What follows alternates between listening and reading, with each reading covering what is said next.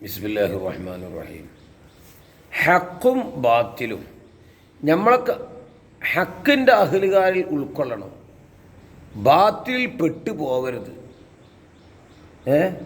പ്രാർത്ഥിക്കണം എപ്പോഴും, അല്ലാഹുമ്മ അരിനൽ ഹക്ക ഹക്ക, അള്ളാഹുവെ ഞങ്ങൾക്ക് ഹക്കിനെ ഹക്കായി കാണിച്ചുകൊണ്ട്, വ അരിനൽ ബാത്തില ബാത്തില, ബാത്തില ബാത്തിലായും കാണിച്ചുകൊണ്ട്, അങ്ങനെ ഹക്കിനെ പിന്തുടരുവാനും ബാത്തിലിനെ ഒഴിവാക്കുവാനൊക്കെ തൗഫീക്ക് നൽകണേ, ദ്വാരക്കണം.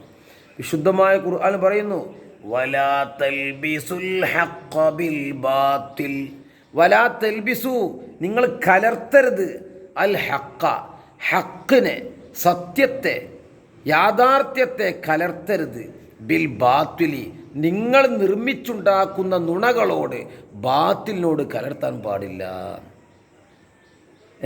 വലാ തെക്തുമുൽ ഹക്ക, നിങ്ങൾ സത്യം മറച്ചു വെക്കരുത്. ഇവിടെ ഇപ്പോൾ ജൂത ക്രൈസ്തവരോടാ പറയണേ.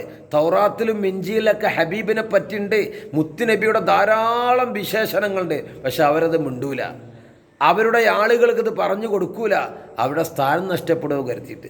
വാഴ്ത്തും താലമും, നിങ്ങൾക്കറിയാം ഇതാണ് ഹക്ക്, അത് ഹക്കല്ല, എന്നിട്ടും ഹക്ക് മൂടി വെക്കുക. ആ പണി നമ്മൾ ചെയ്യരുത്, അത് നമ്മളും ചെയ്യരുത്. സത്യം മറച്ചു വെക്കരുത്.